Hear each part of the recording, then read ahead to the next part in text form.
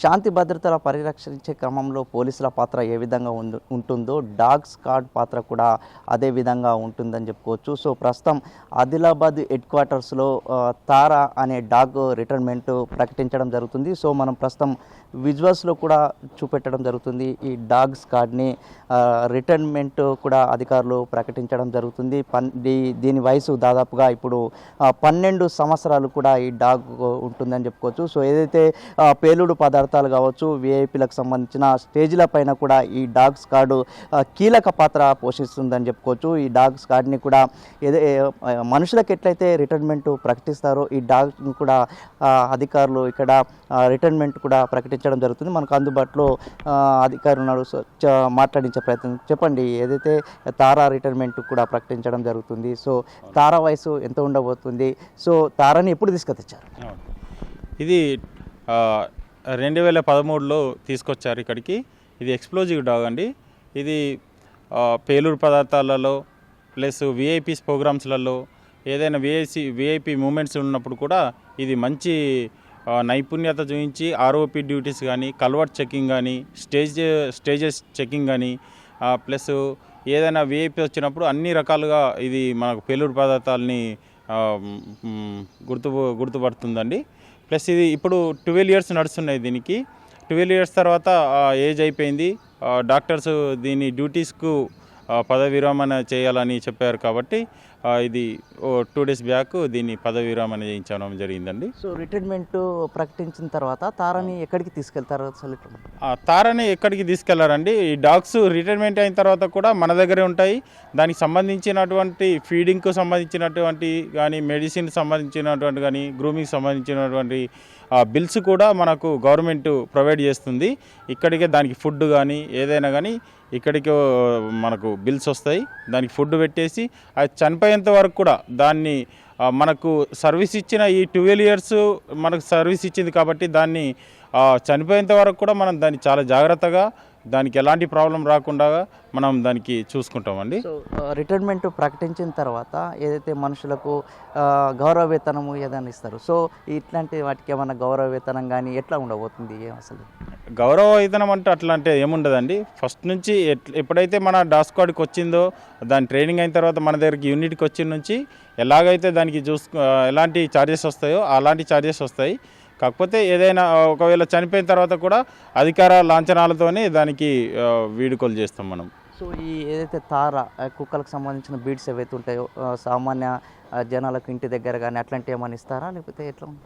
లేదు అండి. ఇప్పుడు ఒకవేళ ఇది రిటైర్మెంట్ అయిన తర్వాత హ్యాండ్లర్కు ఒకవేళ ఇష్టం ఉంటే పై అధికారుల ఆదేశాల మేరకు డాగ్ని ఆయన ట్రైనింగ్ ఇచ్చుకున్నాడు కాబట్టి ఆయన దాంతో 12 years దాంతోనే ఉన్నాడు కాబట్టి వీలైతే ఒకవేళ ఉన్నతాధికారులు ఒప్పుకుంటే దాన్ని మనము వాళ్ళకు ఇస్తాం.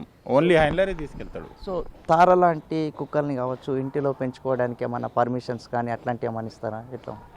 లేదండి. ఇట్లాంటి మన పోలీస్ డాగ్స్ ట్రైనింగ్ చేసి 8 నెలలు ట్రైనింగ్ చేస్తాయి. ఇవి మంచి ట్రైనింగ్ స్కిల్స్ ఉంటాయి కాబట్టి దీన్ని మనము ఓన్లీ డిపార్ట్మెంట్ వరకే దాన్ని యూజ్ చేస్తాం. బయట మనము ఎవరికి ప్రొవైడ్ చేయము, ఎవరికి ఇవ్వము కూడా. సో ఎన్ని సంవత్సరాలు తారని తీసుకొచ్చారు? ఇప్పుడు 2013లో తీసుకొచ్చామండి. 2013 నుంచి ఇప్పటి వరకు కొన్ని వందల డ్యూటీలు చేసింది. ఇప్పటివరకు మంచి నైపుణ్యం కనబరిచింది. 2024లో దాన్ని రిటైర్మెంట్ అయింది. అంటే 12 years మనకు సర్వీస్ ఇచ్చింది ఇది.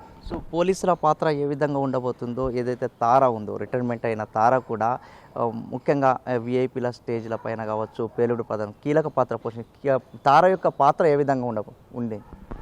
చాలా మంచి పిఎం ప్రోగ్రామ్స్ కానీ, సీఎం ప్రోగ్రామ్స్ కానీ, ఇక్కడ మనకు నక్సలైట్స్ అట్లాంటి ఏరియాలలో కూడా కల్వర్ట్ చెకింగ్స్ కానీ తార చాలా మంచి ప్రతిభ కనబరిచింది.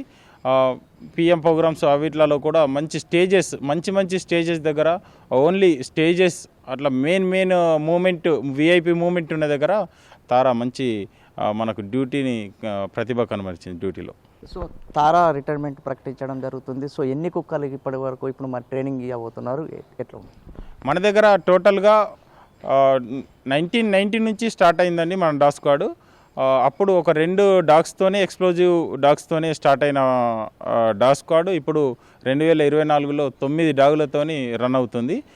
మన దగ్గర 5 ఎక్స్ప్లోజివ్ డాగులు ఉన్నాయండి, 2 ట్రాకర్ డాగ్స్, ఏదైతే మన నేర విభాగంలో పనిచేసేటి ట్రాకర్ డాగ్స్ 2 ఉన్నాయి. ఒకటి నార్కోటిక్స్, మాదక ద్రవ్యాలు ఏదైతే డ్రగ్స్ కోసమని ఒక డాగ్ ఉంది. ఇంకా 2 ఇప్పుడు తారాతో కలిపి 2 రిటైర్మెంట్ డాగ్స్ కూడా మన దగ్గర ఉన్నాయండి. డాగ్ స్క్వాడ్లకు ఎట్లాంటి శిక్షణ ఇస్తున్నారు? శిక్షణ అనేది మొత్తము మనకు హైదరాబాద్లో IITA మొయినాబాద్లో జరుగుతుందండి. మొత్తం 8 నెలల శిక్షణ ఉంటుంది.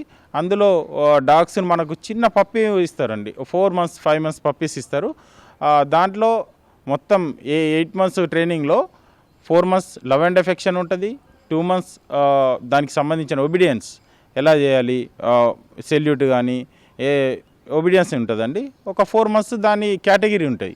ఏదైతే categories explosive, tracker, narcotic, assault ఇలాంటి కేటగిరీస్ ఉంటాయి. లిక్కర్, ఇప్పుడు కొత్తగా లిక్కర్ కూడా వచ్చింది. అట్లాంటి కేటగిరీస్లలో 4 months దానికి ట్రైనింగ్ చేసేసి మన యూనిట్కి పంపిస్తారు. సో రిటైర్మెంట్ అయిన తర్వాత మన మనుషులకైతే ఎట్లయితే గౌరవం అంటే సన్మానం చేయడము, సత్కారం అట్లా ఎట్లయితే మనుషులకు చేస్తారో తారకు కూడా అట్లాంటి సన్మానం చేశారు. ఎట్లా అనిపిస్తుంది మీకు? చాలా ఆనందంగా ఉందండి.